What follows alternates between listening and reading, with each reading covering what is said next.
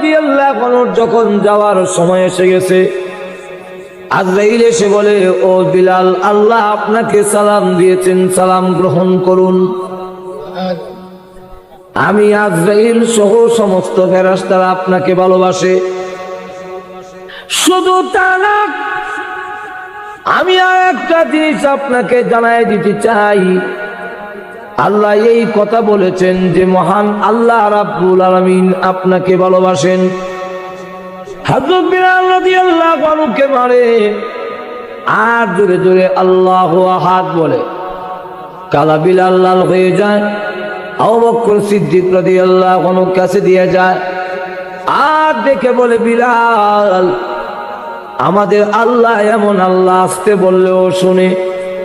ও বিলাল, এত জোরে বলার দরকার নাই, তোকে মারবে বেশি, তুমি আসতে বলো। হযরত বিলাল রাদিয়াল্লাহু আনহু বলেন, আর বলবো না। পরের দিন আমার তাকায় দেখে বিলাল রাদিয়াল্লাহু আনহুকে রক্তাক্ত করে মরা লাশের মতো রাস্তা দিয়ে টানে। উনি জোরে জোরে আল্লাহু আহাদ বলে। যত জোরে মারে তত জোরে আল্লাহু আহাদ বলে। হযরত আবু বকর সিদ্দিক রাদিয়াল্লাহু আনহু বলেন, বিলাল, তোমাকে না কালকে নিষেধ করলাম কইও না, তুমিও বললে বলবে না, এখন বলো কেন? আর বলবো না। এর পরের দিন হযরত বিলাল রাদিয়াল্লাহু আনহুকে আবার দেখেন তারা মারে আর তিনি জোরে জোরে আল্লাহু আহাদ বলে। হযরত আবু বকর সিদ্দিক বলেন, বিলাল, তুমি না ওয়াদা করো যে আর বলবে না, তো বলো কেন? হ্যাঁ বিলাল, আল্লাহ রাব্বুল আলামিন তুই এমন আল্লাহ, আসতে বললেও শুনে, তুমি এত জোরে বলে কেন? হযরত বিলাল রাদিয়াল্লাহু আনহু বলেন, ও আবু বকর সিদ্দিক, এতদিন পর্যন্ত আপনার কাছে আসল কথা বলি নাই, আজকে আসল কথা বলি। আপনার সাথে ওয়াদা করি, আপনি আমাদের মুরব্বী, আপনি নবীর সাহাবীর মধ্যে সবচেয়ে বড় মুরব্বী। একটা কথা বললে অমান্য করতে পারি না, কিন্তু আবার কেন ওয়াদা ভঙ্গ করে জানেন? ওই বেঈমান কাফেররা তখন আমাকে ব্যত্যাঘাত করে আর আমি জোরে জোরে আল্লাহু আহাদ বলি, তখন এত মজা, এত মধুর লাগে। ওই বেঈমান কাফেরদের নির্যাতনের কষ্ট আমি বিলাল আর টের পাই না। যেই বিলালের অন্তরে আল্লাহর এত মহব্বত, ওনাকে সালাম দিবে না? হযরত বিলাল রাদিয়াল্লাহু আনহু বলে, আজরাইল, তুমি এই মুহূর্তে আমাকে সংবাদ দিলে যে আল্লাহ রাব্বুল আলামিন আমাকে ভালোবাসেন। আমি আল্লাহ রাসূলের হাদিস শুনেছি, রাসূল বলেছেন, আল্লাহ যাদেরকে ভালোবাসেন মৃত্যুর সময় কোনো দরখাস্ত করলে ওই দরখাস্ত পুরা না হওয়া পর্যন্ত আজরাইল গায়ে হাত লাগায় না। আজরাইল, তুমি আমাকে বলছো আমি মৃত্যুর জন্য প্রস্তুতি নেওয়ার জন্য, জানো না মুসলমানকে মৃত্যুর প্রস্তুতির জন্য সময় দেওয়ার দরকার নাই। যতজন মুসলমান আছে প্রত্যেক মুসলমান 24 ঘন্টা মৃত্যুর জন্য প্রস্তুত থাকে। তবে আমার একটা কথা, ওই বেঈমান কাফের আমাকে যখন মারত তখন আমি মনে করতাম আজকে এই দিন আমার জীবনের শেষ দিন, কিন্তু আমার শাহাদত নসিবে নাই, কপালে নাই। এখন আমি চাই এমন ভাবে মৃত্যুবরণ করতে, আমি এখন 4 রাকাত নামাজের নিয়ত বাঁধবো। প্রথম রাকাতে আমার গায়ে হাত দিও না, দ্বিতীয় রাকাতে তুমি হাত দিতে পারবে না, তৃতীয় রাকাতেও দিও না, চতুর্থ রাকাতে প্রথম সাজদায় হাত দিও না, শেষ সাজদায় যখন পড়বো রে আজরাইল, আল্লাহর কসম করে বলি রুহু বের না করা পর্যন্ত আমি বিলাল আর মাথা উঠাবো না। আজরাইল, আমি চাই এমন ভাবে পৃথিবীর থেকে বিদায় হয়ে যেতে, আল্লাহ আমার মুনিব, আমি আল্লাহর গোলাম। আমাদেরকে মৃত্যুর প্রস্তুতি দেওয়ার দরকার নাই, আমি চাই সাজদা দিয়ে যাইতাম দুনিয়ার থেকে। এমনি আল্লাহ ডাকতে বলেন আজরাইল রে, আমি আল্লাহ বিলালের দরখাস্ত এই মুহূর্তে মঞ্জুর করে নিয়েছি। এখন আসুন, গেল একটা। আরেকটা হলো কিয়ামতের হালত দুই ভাগে বিভক্ত আছে। পৃথিবী ভাঙা, এই আছে পৃথিবী কে বানাইছেন? সব ঘুমো, জোরে ক না সন্দেহ আছে?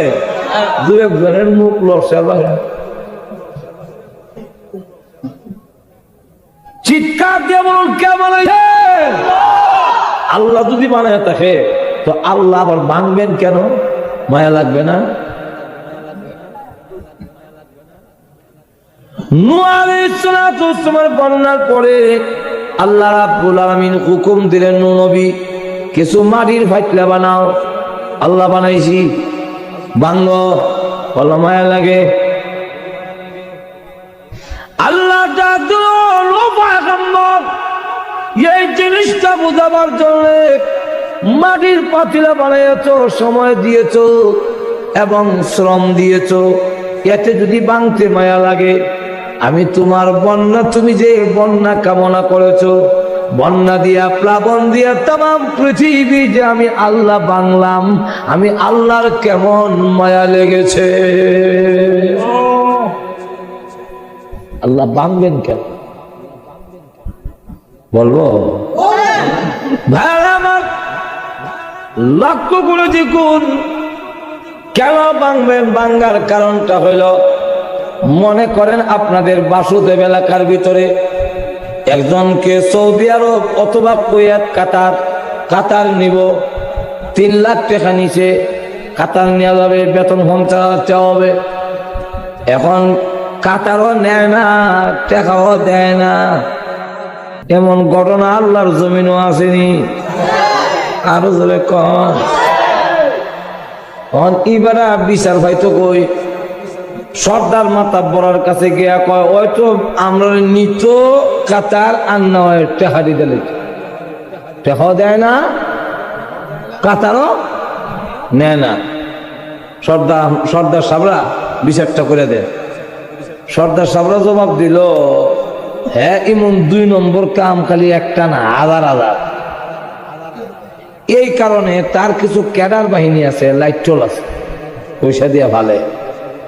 আমরা তার বিচার করতে গেলে বেরিয়ে কেল্লা হলে এর থেকে বাবা তুমি সবর করে আল্লাহ তোমার জীবনে কেউ টেকা মাইরে কেউ কিচ্ছু করতে না, এই ওয়াজ করে দিল। বেটা বিচার পাইছে না, ওয়াজ পাইছে। আর তো জোরে কর না, ওয়াজ হয়েছে, বিচার না। আপনার কাছে ওয়াজের লেগে আসলাম না, ওয়াজ তো বাসুদের তফির আমার বিচারটা দিলেন না। এখন এখানে বিচার পাইল না, সর্দাররা বিচার করতে পারলো না। কারণ কি? লাডির জোর বেশি বেড়ায়, বাইরে খেলা হয়নি, জোরে কোন ঠিক নেই। তখন বাধ্য হইয়া টানা টিউনুর কাছে যাওয়ার পরে গিয়া দেখে যে বানার নামে বিচার দিব, এই বানা তার দুলাভাই। টিউনও সব দুলাভাই। তো দুলাভাই শালার পক্ষে থাকবে না আমরা পক্ষে থাকবো? বিচার হয়েছে না, কেন লেগে হয়েছে না? আত্মীয়তার কারণে, স্বজন প্রীতিতার কারণে। গেলগার ডিসি সাহেবের কাছে বিচার দিত, হিদিকে খবর রাখে, কই যায়, ও কয়ের তেল দিয়ে কই বেঁচে দিব। 50,000 টাকা যদি খরচ করে নেয়, তার খরচ তো 2.5 লাখ টাকা লাভ। সুপার মার্কেট গিয়ে ঢুকছে, সিটি সেন্টারও গিয়া শাড়ি লইছে একটা 10,000 টাকা দিয়ে। আনন্দবাজার থেকে একটা বোয়াল মাছ লইছে 3,500 টাকা দেয়া, ভাই আর মাথা লম্বা। ধন্যা ভাতা খাতা মরিচ লইছে। মহাদেব পট্টি থেকে মিষ্টি লইছে 10 কেজি, লইয়া ডাইরেক্ট ডিসি সাহেবের বাসা। বড় লোকের বাসার মধ্যে আবার গিয়ে যখন কলিং বেল টিপ দিছে, তো বেশি বড় লোক যারা হেরার ঘরের ভিতরে একটা মেশিন আছে, আপনি গেইটে দাঁড়াইলো ওইখানের মধ্যে ছবি সহ উঠে। আর সাধারণ বড় লোক যারা, তারা দরজার মধ্যে ছিদ্র করে একটা ভাত্তর বয়ে রেখে, যেটা এমনি দেহে খেলা। কলিং বেল যখন টিপ দিছে, ডিসি সাহেব বলে, কে? আম্মা, আমি আপনার ধর্মের ছেলে, ধর্মীয় কুটুম আছেন আমরা দেশ। ডিসি সাহেব বসে দুটা ছায়া দেখে, ভাবা মাথায় লম্বা বোয়াল, শাড়ির ভেখেরও দেখা যায়, মিষ্টিও দেখা যায়, ধন্যবাদ কাঁচামরিচ দেখা যায়। ইমন রেডিমেড সন্তান কয়জন ভাই ফেরোরাই কত ইমন ভুলা হয় না। দরজা খুলে দিছে, আও বাবা, এই নেন আম্মা আপনার শাড়ি, মাঝে ডাকছি, এই নেন মিষ্টি, এই নেন বোয়াল মাছ আর ধন্যবাদ কাঁচামরিচ আনছি। বোয়াল যে বাজি করবেন ধন্যবাদ দিয়া আর কাঁচামরিচ দিয়া বাজি কামড় দেখাইলে যে টেস্ট হয়, লয়ে এসে এখন কয় তুমি আমার ছেলে, ঠিক আছে। তো আম্মা আমি যাইয়া, না বেলা ওয়াক্তা লই আইছো, না খাইয়া দেবা কেমনে? আম্মা আমার আজকে ব্যস্ততা, মা যখন ডাকছি খাইবার লেগে অভাব হইতো না, খামনে আমি যাইগা। আর উদ্দেশ্য হইলো তাড়াতাড়ি সরে যাইগা, ঘুষ দিতাম আইছি, এটা যদি ধরা ফেরে যাইগা জায়গা তাড়াতাড়ি।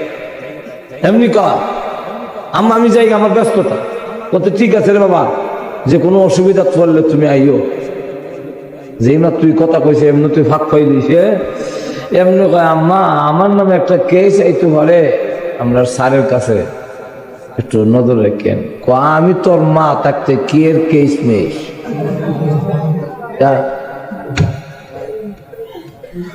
ডিসি সাহেব যখন বড় আইছে, বিন্নি ভাত ভাগ করিয়া, বিন্নি ভাত বুঝেন তো আপনারা, আর বোয়াল মাছের ফেটি যখন দিছে, এরপরে বোয়াল মাছের ফেটি দিয়া খায়, কাঁচামরিচ কামড় দেয়, ভালো লাগে, মজাও লাগে, খাইছে খুব ইচ্ছা মতে। এরপরে দিছে নিয়া রসগোল্লা, কাটা চামচ আর ডাইরেক্ট রাত পয়সা লাগান ঢুকায়, খাইতে খাইতে বলা পর্যন্ত আইসে, গামছা দিয়ে হাত মুজে আর কয় বহুদিনে সেটা খাইছি। আচ্ছা বালা। এখন বেগম সাহেব দাঁড়াইয়ে কয় যে অমুক গ্রামের অমুক নামে, তার নামে কোনো কেস আপনার কোনো হইতে পারে? কই গেছে কেস দাঁড়াইছে, দেয়াটা হোক, যেভাবেই হোক কেসটা তার পক্ষে রায় দিত। হ্যাঁ কৌ কি, আমি একটা জেলার দায়িত্বশীল, এখন বিচার বিভাগ আলাদা করছে। আর না হয় আগে নির্বাহীর হাতে ক্ষমতা ছিল, ডিস হিসাবে কইতো কোন আকিম কোন হানো বইব, কেমনে চেয়ার বদলাইব, উল্টা হল্টা কয়া রায় দেওয়াইব, ক্ষমতাটা ছিল ডিসির হাতে। এখন আপনি যেভাবে উল্টা পাল্টা করে দিবেন, হ্যাঁ আমি একটা জেলার দায়িত্বশীল, সকল আমার সমান, আমি কর্ম করবো।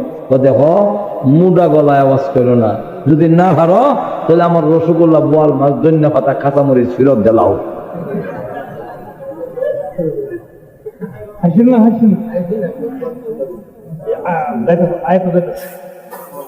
কিছু তো বুঝবেন, নজর এখন ঠিক নেই। এখন দেখা গেল এই বোয়াল মাছ ফেরত দেওয়ান সম্ভব, ধন্যবাদ কাঁচামরিচ, তখন ওই বাসায় দেওয়ান আর ভাত নাই। এমন কালো টাকার কারণে, ঘুষের কারণে সত্যিকার যে বিচার ভাবনা পায় না, এমন আসেনি বাংলাদেশও, আরো যখন আসেনি তাহলে বিচারটা হয়তো সর্দারের কাছে পাইল না, কুরিয়ার কারণে, লাঠির জোরের কারণে, টিউন উৎসবের কাছে পাইল না, সালা হওয়ার কারণে, আর ডিসির কাছে পাইল না, কালো ঘুষের টাকা, কালো টাকার ঘুষের কারণে বিচার পাবে কোথায়? এই কারণে আল্লাহ বলে তাম পৃথিবী ভেঙ্গে কাম কাম করে ওলট পালট করে একটি মাঠ কায়েম করা হবে, সেখানে একমাত্র বিচারপতি আমি, আমার কাছে কোনো লাঠির প্রভাব দেখাতে পারবে না। সেখানে উকিল নাই, মুক্তার নাই, কেউ থাকবে না, অ্যাডভোকেট থাকবে না। সেখানে বিচারপতি আমি একমাত্র আল্লাহ থাকবো। সেখানে লাঠির প্রভাব দেখাতে পারবে না। আমি আল্লাহর সাল্লা নাই, সুতরাং কেউ দুলাভাই আমি না। কিয়ামতের মাঠে আমি আল্লাহকে কেউ ভোট দিতে পারবে না। এই জন্য প্রত্যেকের বদলা দেওয়ার জন্য আমি আল্লাহ তামাম পৃথিবী ভেঙ্গে কিয়ামত ঘটাবো। ঠিক না? তাহলে এখন আসুন, মোটামুটি অজ্ঞান বুঝাইলাম কিয়ামত কেন লেগে হইব, কিতা আসো বিষয়। যেরকম ঠিক না? এখন আসুন, ব্যক্তিগত কিয়ামত, সমষ্টিগত কিয়ামত কোন দিন হইব কেউ জানে না, কিন্তু কিছু নিদর্শন আল্লাহ দিয়ে দিয়েছেন। আল্লাহ কোরআনে বলেন, قد جاء أشراطها, সত্যগুলো পাঠাইয়া দিয়েছি, কিছু আলামত, কিছু নিদর্শন পাঠাইয়া দিয়েছি। এইগুলা দেখে দেখে যদি সতর্ক হয়ে যাও তাহলে গজব থেকে বাঁচতে পারবে। আর যদি সতর্ক না হও, যেইভাবে কোন দেশে হামলা যদি হয়, তাহলে বহিরাগত হামলা হইলে সংকেত দেওয়া হয়। যখন আমরা সাইনেল বাজাবো, বাজানোর সাথে সাথে সতর্ক হয়ে যাইবা, বুঝবা যে বিমান হামলা হবে। যেমন আমাদের দেশে হামলা হয়েছিল না, ঘুমাই রয়েছে তুমি, আরে পাকিস্তানি বাহিনী হামলা করছেন না, তখন দেখা গেছে বলা হয়েছে আমরা সাইনেল বাজাবো, বাজানোর সাথে সাথে যারা বাচ্চি আছে লাইটটা নিবাই নিবা, আর গর্তের ভিতরে ব্যাংকারের ভিতরে চলে যাইবা। যদি না দাও ধ্বংস হয়ে যাইবা। ঠিক তেমনি হবে আল্লাহ এবং তার রাসূল বলেন, কিছু সতর্কবাণী তোমাদেরকে শোনানো হচ্ছে। এই সতর্কবাণী গুলো যদি তোমরা গ্রহণ করো তাহলে গজব থেকে বাঁচতে পারবে। আর সতর্কবাণী যদি গ্রহণ না করো তাহলে জেনে রাখো সবগুলো একটার পর একটা গজব আসতে থাকবে, সোজা হবার টাইম পাইবা না। ধরে কন্টিক কেন? এই নিদর্শনকে আবার প্রথমত দুই ভাগে ভাগ করছে। ধরে কোন কবাক, আরো ধরে কর। অসুবিধা হইতেছে নি? চাইতাছি অসুবিধা হইতো, আর আমি দেখাম না অসুবিধা হইতেছে নি। তাহলে এখন আসুন, আলামতকে, নিদর্শনকে দুই ভাগে ভাগ করছে। একটা আলামত হইল যে এটা যে আইতাছে আওয়ানের আলামত, আর একটা আলামত হইল, নিদর্শন হইল ও শুরু হইলে কিতা হইল। বুঝেননি আমার কথা? একটা হইল আওয়ানের আলামত, আর একটা হইল আয়া হলে কিতা হইব। তখন কেমনে বুঝতাম যে কিয়ামত ঘূর্ণিঝড় হয়ে গেছে, এটার নাম কিতা না, শ্রীধর। আল্লাহ, এখন বলে আবার নার্গিস আইব, কোন দিনে আবার তাসলিমা এ করে না নামে আসে। এই যে বিভিন্ন নামে আসবে, আল্লাহু আকবার। এখন সতর্কবাণী জানানো হচ্ছে যে এইভাবে সতর্ক তোমাদেরকে দেওয়া হচ্ছে। যদি সতর্ক হয়ে গেলে কি করবো, একটা হইলো আইতাছে, আর একটা হইলো আইলে কি হবে। এটা কেমনে বুঝতাম যে শীতল কি কেমন নাকি কোন কেমন? হৃদয় রকম একটা ঘূর্ণিঝড়ের মতো হবে। আল্লাহ রাব্বুল আলামিন এক আয়াতে বলেন, ইন্না জালজালাতাস সাআতি শাইউন আযীম। এটা এমন জলজালা, এমন ভূমিকম্প, যে মহাপ্রলয়, মহাভূমিকম্প। এটা হইলে কি হবে বলবো পরে। আগে আসুন যাই, আসনের কিছু আলামত। আল্লাহ রাসূল ওই আসার আলামতকে আবার দুই ভাগে ভাগ করছেন। কিছু হইল ছোট আর কিছু হইল বড়। এক হাদিসে আল্লাহ রাসূল বলেন, আঙ্গুল দেখায়া, এই দুই আঙ্গুল যত কাছে আমি আর কিয়ামত এমন কাছে। কারণ আমি হইলাম শেষ নবী, কিয়ামত পর্যন্ত আর কোন নবী আসবে না। তোমরা হইলে শেষ উম্মত, আর কোন উম্মত আসবে না। তোমাদের মধ্যে পৃথিবী ধ্বংস হয়ে যাবে। ও আমার উম্মতেরা, সতর্ক হয়ে যাও। যেরকম ঠিক কিনা। আর এক হাদিসের মধ্যে আবু হুরায়রা রাদিয়াল্লাহু আনহু থেকে বর্ণিত লম্বা হাদিসে 15টা আলামত উল্লেখ করেছেন। এক নম্বর হলো ইদা তুখিদাল ফাইউ দিওয়ালাহা, যখন দেখবে জাতীয় সম্পদ সরকারি সম্পদকে নিজস্ব সম্পদ মনে করিয়া লুচ্চা ভাচ্চা খাওয়া শুরু হইব, তখন মনে পড়বে কিয়ামত গনাইয়া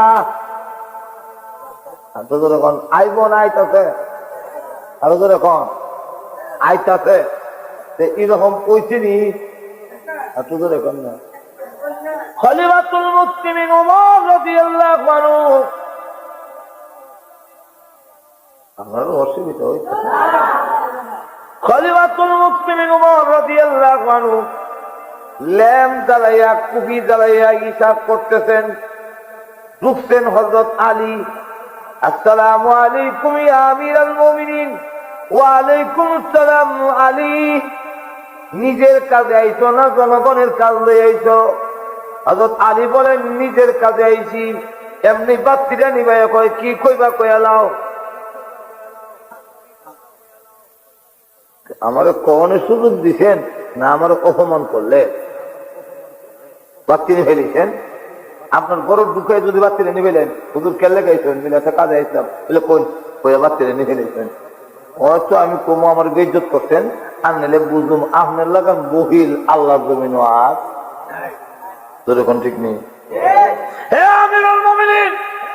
আপনি আমাকে অপমান করলেন, বললেই কত টাইম নাই চলে যান, তা না করে বাচ্চিরে নিয়ে এলেন। উনি ডাক দিয়ে বলে আলী, এটা তোমার ইজ্জত করি নাই, এটার নাম হলো জবাব দিহিতার ভয়। রে আলী, এতক্ষণ পর্যন্ত এই জনগণের তেল জ্বালাইয়া এরার কুবি দড়াইয়া এরপরে আমি হিসাব করতেছিলাম, জনগণের কাজ করতেছিলাম। এই মুহূর্তে তুমি আইছো তোমার ব্যক্তিগত কাজে।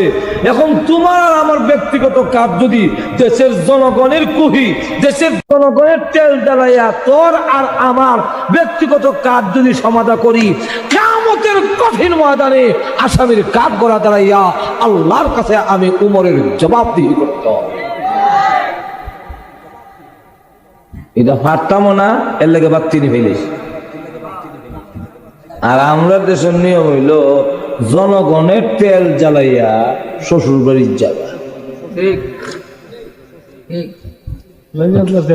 ধরে কন্যা আইসিনি ওখানে গজ ধরে কন্যা আইসিনি। এটা অনেক ঘটনা, অনেক টাইম নেই, হলো একটা না, একটা পয়েন্ট কইছি, একটা না রাইট হইব।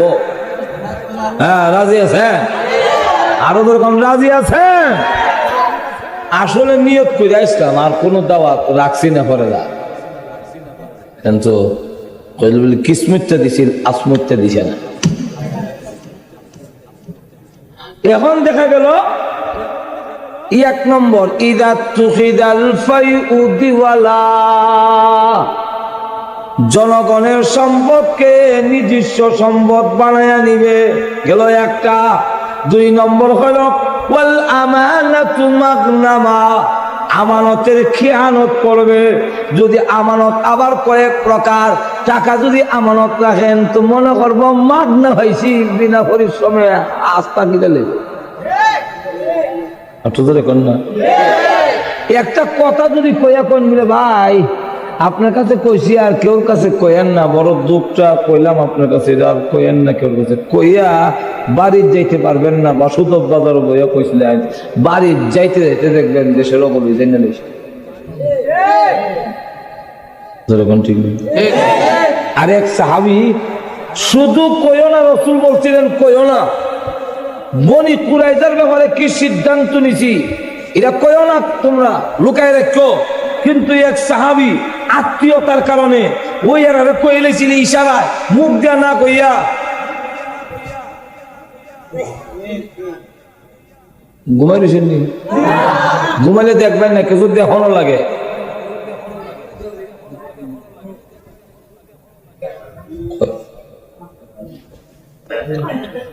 গলা কাটে লেবো মানব যদি রসুলের কথা।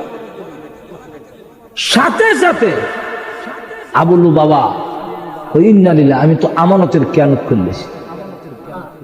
একটু জোরে কন্যা সুবহানাল্লাহ।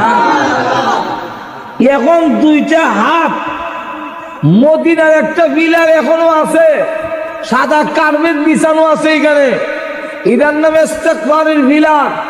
এই বিলারের মধ্যে দুইটা হাত বাঁধছে, খাওয়ান বন্ধ করছে, ঘুম বন্ধ, গড়ে যাওয়া বন্ধ, পান করা বন্ধ, ঘুম হারাম। এখন শুধু কান্দে, আমার হচ্ছে খেয়ালত করেছি, কিয়ামতের মাঠে তোমার সামনে জবাবদিহি করতে হবে। আল্লাহ আমি পারবো না, জাহান্নামের আগুনে জ্বলতে পারবো না, মাফ করে দাও, মাফ করো। তার সিল্লির সুদে আশেপাশের কেউ ঘুমাইতে না। সাহাবীরা গিয়ে রাসূলের কাছে কয়, ওগো নবীজি, এর সিল্লির সুদে আমরা ঘুমাইতে পারি না, আপনি একটু আল্লাহর কাছে কন না, আল্লাহ তওবা করছে, তওবা কবুল করো। আল্লাহ বলছেন আপনি যদি বলেন তাহলে আল্লাহ তওবা কবুল করে নেবেন। কোরআনে আল্লাহ বলছেন যে আপনি কইলি তওবা কবুল। রসুল কয় আমি কইতাম না, মাফ আনতারলে আমার কোনো আপত্তি নাই, কিন্তু মাফ করুক এটা আমি কইতাম না। হ্যাঁ কেন করলো গেলে গিয়া কথা ছিল না, কইতো না, কইলো গেলে গিয়া। এখন চিন্তা করে একজন কান্নাকারি করার পরে গভীর রজনীতে আল্লাহ আয়াত নাযিল করে বলেন, নবী গো, আবুল বাবাকে জানায়া দিন আমি আল্লাহ তার জিন্দেগির গুনাহ মাফ করে দিয়েছি।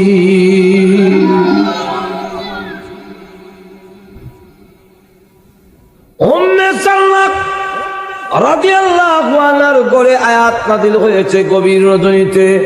উম্মে সালমা রাদিয়াল্লাহু আনহা ডাক দিয়ে বলেন, আল্লাহর নবী গো, আপনি তো সকালে বলবেন ফজরের সময়, আর সহ্য হয় না, আবুল বাবা মরণাপন্ন হয়ে গেছে, আমাকে অনুমতি দিলে আমি ডাক দিয়ে কইয়া দিয়াই তওবা কবুল হইছে, আর কান্দিস না। তখন পর্দার হুকুম নাযিল হইছে না। আল্লাহ রাসূল বলেন ঠিক আছে কইয়া দিয়াও। এমনি কি আর ডাক দিয়ে বলে, রে আবুল বাবা আর কান্দিস না, তোর তওবা আল্লাহর দরবারে কবুল হয়ে গেছে, আর কান্দিস না। আবুল বাবা এই ঘোষণা দিয়া আত্মীয় স্বজনের কাছে বলল, তোমরা যাও তার রশির বানটা কল্লা বাড়িতে নিয়ে আসো, তার তওবা কবুল হয়েছে। আত্মীয় স্বজনরা দৌড়ে গিয়েছে রশি গিয়া ধরছে বান খুলে দেওয়ার জন্য। আবুল বাবা ডাক দিয়ে বলে, না, আমার রশিতে তোমরা হাত দিতে পারবে না।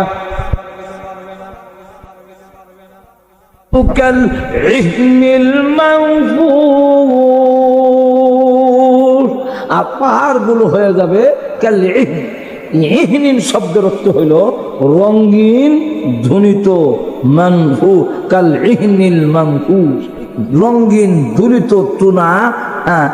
ইহনিন অর্থ হইল রঙিন তুলা, আর মানহুস মানে দুন, যে তুলারে দুনছে বুঝিও, এটা দেখছেন না, তুলা তুলা ওইয়া বাতাসও দেখবেন, তুলার দোকানও গিয়া দেখবেন বাতাসের মধ্যে তুলার গুড়া গুড়া গুড়া গুড়া উড়ে। আল্লাহ বলেন পাহাড় ধ্বনিত তুলার নাই ওইয়া বাতাসের মধ্যে উঠতে দেবে। আরেক আয়াতে বলেন, ওয়াসুইরাতিল জিবালু ফাকানাত সারাবা। রাসূল জিজ্ঞাসা করেন, ইয়া আখি জিবরাইল, মান হাযার রাজুল, উনি কে? জিবরাইল আলাইহিস সালাতু ওয়াস সালাম বলেন, ও আল্লাহর নবী, উনাকে আপনি চিনেন না? উনার নামই হলো ইসরাফিল আলাইহিস সালাম। রাসূল তখন সালাম দিলেন, জবাব দিব দূরের কথা, হাতিও মারে, যেমন বোঝা গেছে শুনে হই না। আবার সালাম দিলেন, আটকাল নাই। আবার সালাম দিলেন, এরপরও যখন লড়ে না, তখন আল্লাহ রসুলের এলহাম হয়ে গেল, ডাক দিয়ে বলে, রে ইসরাফিল, ভ্রমণে আমি আসি নাই, আল্লাহ আমাকে দাওয়াত দিয়ে এনেছেন। কেউ কাউকে দাওয়াত দিয়ে আনলে রাগ থাকলেও রাগ দেখায় না। আমরা মনে গুমো ধরলেছে নাই, যেরকম ঠিক নেই। বিআই বিআই দাওয়াত দিয়ে আনলে তরকারির মধ্যে মরিচ বেশি দিলাইছে, লবণ বেশি দিলাইছে, মুখে লইতারে না, নাকে মুখে পানি ছুটছে। এখন বিয়াই যে খাইতারলো না, যে বিয়াই দাওয়াত দিয়ে আনছে, পর্দার আড়াল থেকে খালি বেগম সাবরে হাত দেখায় আর কয় বিয়াই গিয়া লোক।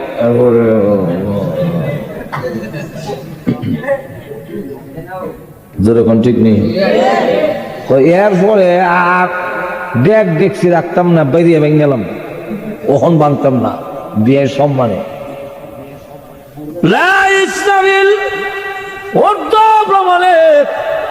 আমি আসি নাই, আল্লাহ আমাকে দাওয়াত দিয়ে এনেছেন। সুতরাং এই মুহূর্তে তোমাকে সিংহায় ফু দিয়ে তামাম পৃথিবী ধ্বংস করার জন্য মহান আল্লাহ হুকুম দিবেন না। তুমি আমার সালামের জবাব দিতে এমনি সিংহে সরাইয়া কর, ওয়ালাইকুম আসসালাম ইয়া রাসূলুল্লাহ ইয়া হাবিবাল্লাহ। ওগো আল্লাহর নবী, আপনার প্রথম সালামি শুনেছি, কিন্তু জবাব দেই না কেন জানি?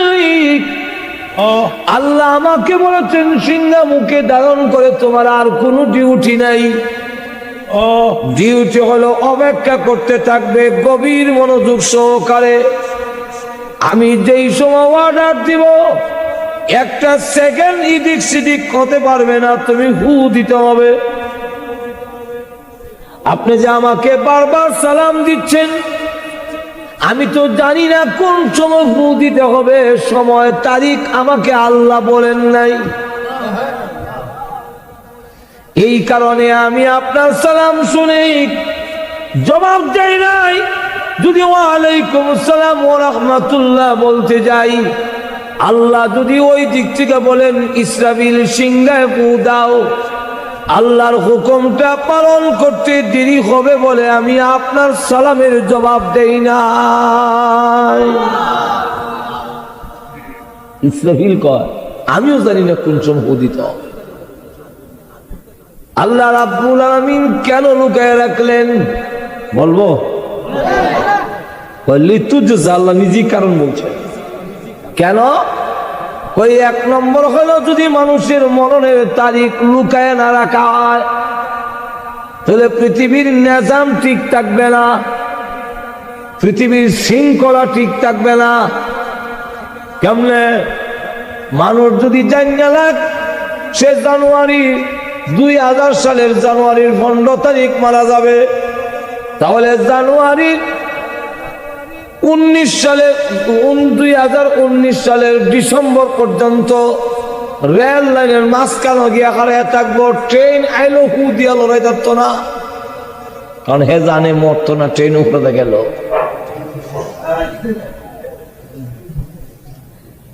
ঘুমাই গেছেন নাকি? জোরে কোন ঠিক নেই।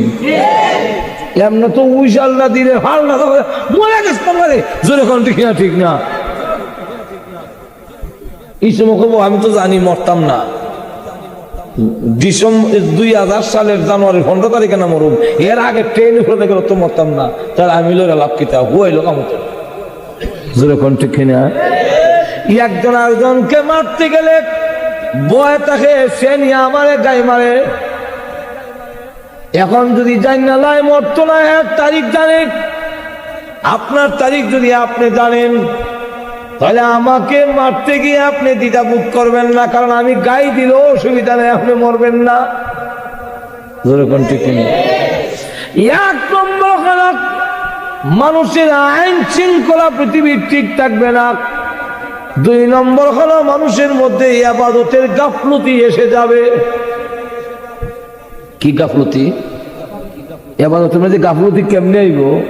হ্যাঁ, যদি যাই না 2000 সালের জানুয়ারির 15 তারিখ মারা যাইব, তখন হে আকাম কুকাম সব করতে আরম্ভ করবো। মসজিদে ইমাম সাহেব ছাড়া কোন মুসল্লি পাওয়া যেত না। আর যারা যারা জানবো যে মরণের টাইম আইসে আর 10-15 দিন আছে বা 5 দিন আছে, এরা কি আর বাকি সব নাই নাইস গান তামসা এগুলোর মধ্যে লিপ্ত থাকবে। মানুষে এগুলা মসজিদ হইতো না, কারণ হেদানে মরতো না, হন আর বাকি আছে। আর যখন দেখবো যে জানুয়ারি 2000 সালের ডিসেম্বর ভারিয়া জানুয়ারি আমাই গেছে গা, তখন হে যে গিয়া গাঠি গুটি লইয়া মসজিদে আমাইয়া যে তোবা করবো, কান্নাকাটি করবো, আর আমি মরবরা পর্যন্ত বাড়িতাম না। এত আগ থেকে নামাজ পড়ানোর কোনো দরকার নাই। মাত্র 15 দিন হইয়া তোবা করলে আলিমুলামা কইছে চোখের পানি ছেড়ে দিয়ে কান্না আল্লাহ সব মাফ করে দিলায়, তো সব মাফ হয়ে যাবে। অত আগ থেকে নামাজ পড়ানোর কোনো দরকার আছে? যেরকম ঠিক নেই। থানবী রহমতুল্লাহ একটা এক্সাম্পল আনছে, কইতাম না এক্সাম্পলটা? এক্সাম্পলটা হইল একবার আজরাইলের সাথে দেখা হয়েছে। আল্লাহ রসুল বলেন প্রত্যেকটা মানুষের দরজায় আজরাইল দৈনিক 5 বার আসে। কবার? ইয়াকিফু আলাল বাব 5 মাররাত। আমরার খবর নাই, আজকেও আমরা সাথে আজরাইলে 5 বার দেখাশোনা করে গেছে। কবার দেখা করে গেছে? 5 বার। এখন আজরাইল সাথে একবার দেখা হয়ে গেছে, পরে আজরাইল আসসালামু আলাইকুম। ওয়ালাইকুম সালাম। আপনি কে? আমার নাম আজরাইল। ও বড় ভালো হয়েছে, আপনার আমি অনেকদিন ধরে বিচারতেছি। খেললে গিয়া আমার মরবার আগে একটা সংবাদ দিয়ে আইবেন। 2 বছর আগে, 2 বছর আগে একটা সংবাদ দিতে কচ্ছে জীবনে। এইবারে আজরাইলের সাথে চুক্তি করে যে সিনেমা হল গিয়ে আমাইছে আর বাড়িতে সব পাপা তারা এমন ভাবে লিপ্ত হয়েছে আর বাইর না। আর অপেক্ষা ও কেন? আপনারা কইছেন 2 বছর আগে সংবাদ দিয়ে আইবেন। সংবাদ তো দিছি, আমি তো সংবাদ পাইছি না। আমার সাথে যেদিন দেখা হয়েছিল তোমার চুল দাড়ি কেমন আছিল বলে কালা, এখন সাদা। সিডি দিছি না তোমার ঠিক হয়ে যাও গা। আমার সাথে যেদিন দেখা হয়েছিল তোমার দাঁত কটা আছে? 32টা। এখনো কটা আছে? 16টা আছে আর 16টা নাই। সংবাদ দিছি না? আমি তুই তো বুঝছি না। আজরাইল যে সংবাদ বুঝে না, এর গলা চিপা দেওয়ান ছাড়া আর কোনো উপায়, একটু ধরে কর না, উপায় নাই। আমি তোমার গলা চিপাতে ধরন লাগে। এই যে বেটা আজরাইলের সাথে চুক্তি করিয়া এখন লাইন গেল গুনার কামে। যদি মানুষের মরণের তারিখ, পৃথিবী ভাঙ্গনের তারিখ আল্লাহ প্রকাশ করে দিত, মানুষের মধ্যে তখন ইবাদতের গাফলতি এসে যাবে। এমনি আমি জানি না আজকের রাইতো আমার মৃত্যু হতে পারে, সুতরাং নামাজ এখন থেকে পড়ন দরকার। সুদ ঘুষ এখন থেকে চাইরা 24 ঘন্টা মৃত্যুর জন্য প্রস্তুত থাকা। নামাজ পড়ন যেমন ফরজ, মৃত্যুর জন্য প্রস্তুত থাকাও। আপনি জোরে কর না, ফরজ নেই।